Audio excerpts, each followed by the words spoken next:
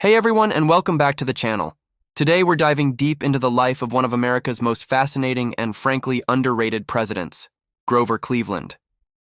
You might know him as the answer to a trivia question, but his story is so much more than that. He's the only president in U.S. history to serve two non-consecutive terms. How does that even happen? Stick around, because we're about to unpack the incredible journey of the 22nd and 24th President of the United States. Before he was Mr. President, he was Stephen Grover Cleveland, born in Caldwell, New Jersey in 1837. He didn't come from a wealthy, connected family like many early presidents. He was the son of a Presbyterian minister and one of 9 children. His path to the White House was built on sheer grit and a reputation for being stubbornly honest. He started his career as a lawyer in Buffalo, New York, and his anti-corruption stance quickly made him a local hero. People were tired of shady politics, and Cleveland was seen as a breath of fresh air. This reputation earned him the nickname Grover the Good and propelled him into public office, first as the sheriff of Erie County. As sheriff, he made headlines for personally carrying out executions, believing it was his duty and not something to be passed off to a subordinate. It was a stark example of his sense of personal responsibility, a trait that would define his entire political career. His rapid rise continued. In 1882, he was elected governor of New York, running as a reformer who promised to clean up state politics. And he delivered. He took on the powerful and corrupt Tammany Hall political machine in New York City, vetoing bills that he saw as wasteful or designed to benefit special interests. His straightforward, no-nonsense approach was incredibly popular with voters, even if it made him enemies among the political elite. It was this image as an incorruptible crusader that made the Democratic Party see him as their best shot for the presidency in 1884. The country was ready for a change, and Grover Cleveland seemed to be the man to provide it. So, in 1885, Cleveland entered the White House as the 22nd president. His first term was defined by his core principles: limited government and unwavering integrity. He believed the government shouldn't be in the business of handing out special favors. This led him to use his veto power like no president before him. Get this, during his first term, he vetoed 414 bills. That was more than all 21 presidents before him combined. Most of these were private pension bills for Civil War veterans that he believed were fraudulent. He felt it was his duty to protect the public treasury from what he saw as scams. This didn't always make him popular, especially with those who felt he was being stingy, but it cemented his reputation as a fiscal watchdog. But his first term wasn't all politics and vetoes. It also had one of the most romantic stories in White House history. In 1886, at the age of 49, the bachelor president married Frances Folsom in a ceremony right inside the White House. To this day, he is the only president to get married in the executive mansion. And there was quite an age gap. She was just 21 years old, making her the youngest First Lady in American history. The public was absolutely captivated by her youth and charm, and Frankie, as she was known, became a national sensation. Now for the part of the story that makes Cleveland unique. Despite being personally popular, he lost the 1888 election to Benjamin Harrison.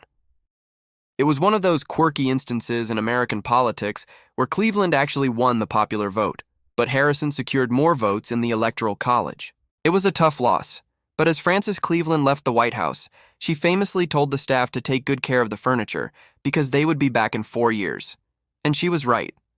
For the next 4 years, Cleveland practiced law in New York City, but he never truly left the political stage.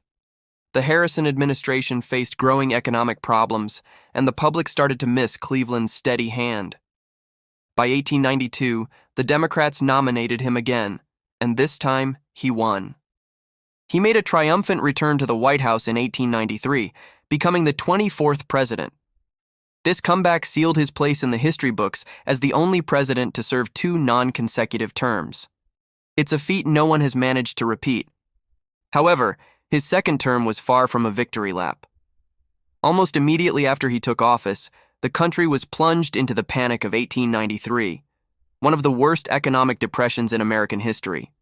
Banks failed, unemployment skyrocketed, and people were suffering. Cleveland, a firm believer in the gold standard, clashed with members of his own party who wanted to introduce silver to increase the money supply and help debtors. He stuck to his principles, which he believed would ensure long-term stability. But in the short term, many Americans felt he was out of touch and not doing enough to help them. His handling of the crisis, particularly his decision to break up the Pullman strike with federal troops, severely damaged his popularity.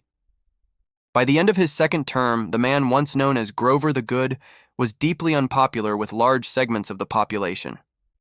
All right, let's get to some of the really fun and lesser-known facts about this remarkable president.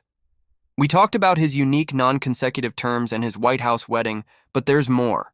Ever wonder where the Baby Ruth candy bar got its name? While the company later claimed it was named after baseball legend Babe Ruth, the original story is that it was named in honor of Cleveland's first daughter, Ruth Cleveland, who was born between his two terms and became a media darling.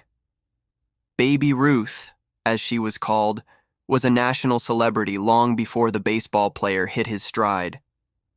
Here's another one that shows his character: his secret surgery.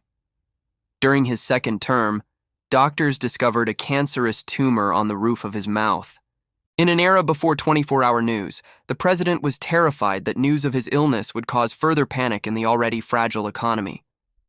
So he arranged for a secret surgery. He told the public he was going on a 4-day fishing trip on a friend's yacht. While on that yacht, a team of surgeons removed the tumor and part of his upper jaw. The entire operation was done in complete secrecy. The public had no idea until a journalist broke the story years later. It's an incredible example of the lengths he would go to in order to maintain public confidence. After his tumultuous second term, Grover Cleveland retired to Princeton, New Jersey. He spent his final years writing, lecturing, and serving as a trustee of Princeton University, regaining some of the public respect he had lost.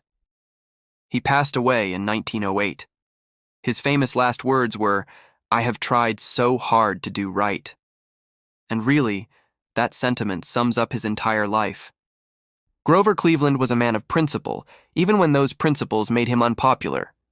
He was a fighter against corruption, a believer in limited government, and a president who faced immense challenges with a stubborn sense of duty. He might be a historical anomaly for his 2 separate terms, but his legacy is a powerful reminder of a different era of American politics. So what do you think? Is Grover Cleveland an underrated president? Let me know your thoughts in the comments below. I'd love to hear what you think about his controversial decisions and his unique place in history. Thank you so much for watching. If you enjoyed this deep dive and learned something new, please give this video a thumbs up and don't forget to subscribe and hit that notification bell so you won't miss our next journey into history. See you in the next video.